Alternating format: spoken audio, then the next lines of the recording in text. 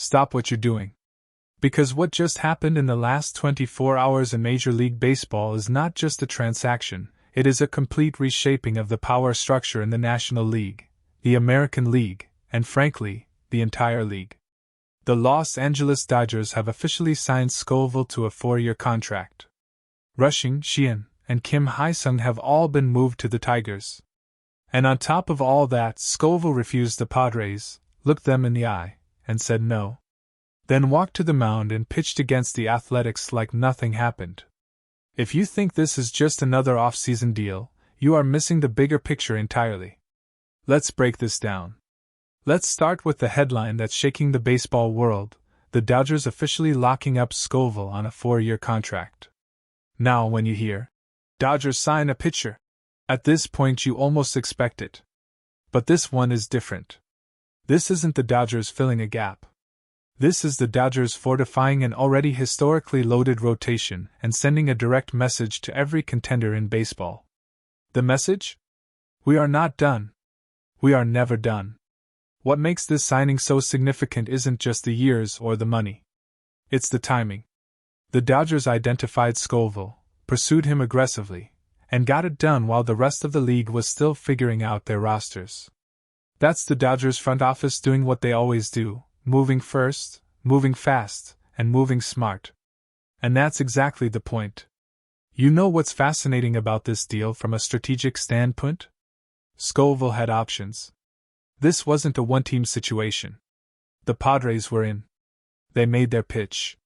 San Diego wanted him badly. They needed pitching depth, and Schooval fit their profile perfectly. But he said no. He turned down the Padres and chose the Dodgers. That tells you everything about where players want to be right now. Think about it from a pitcher's perspective. You want to pitch in a ballpark with run support. You want to pitch for a team where one bad outing doesn't define your season. You want to pitch in a lineup that gives you the cushion to compete deep into October. The Dodgers offer all of that. And Schooval knew it. When a player actively chooses your organization over another, that's not just a business decision, that's belief. That's faith in the system. And the Dodgers have built that culture. Now let's talk about what happened right after the signing, because this is the part that really stood out to me. Schooval didn't just sign the contract and rest. He went right out and pitched against the Athletics. Fresh deal. New chapter. High expectations. And he performed. That is not something every pitcher can do. The mental weight of a major contract, the pressure that comes with it, the spotlight, the scrutiny, it can disrupt even the most experienced arms. But Schooval handled it. He took the mound and pitched with confidence, with command, and with composure. That performance told me more than any statistic could.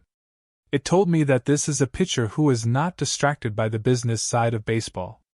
He compartmentalizes. He competes. And that is exactly the type of mentality the Dodgers need when October comes around and every pitch carries the weight of an entire season. From an opposing hitter's perspective, and this is something I always think about, a pitcher like Schooval is genuinely uncomfortable to face.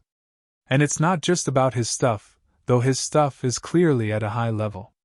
It's about what he represents now. He's a Dodger. He has security.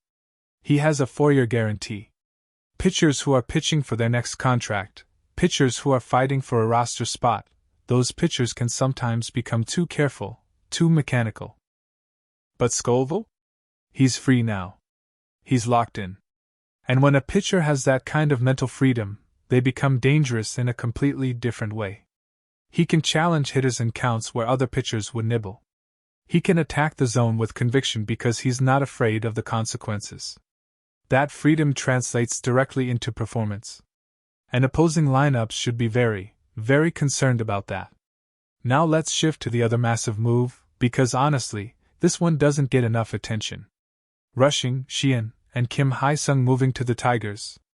3 players. 1 deal. And this changes the entire conversation around Detroit. The Tigers have been quietly building something. They have young arms. They have athletic players coming through their system. And now they've added experienced, proven pieces that can change the culture of a clubhouse overnight. Kim Hye-sung, in particular, is someone I've been watching closely. His defensive instincts, his ability to read the game, his calm under pressure, these are qualities that a young, developing team desperately needs.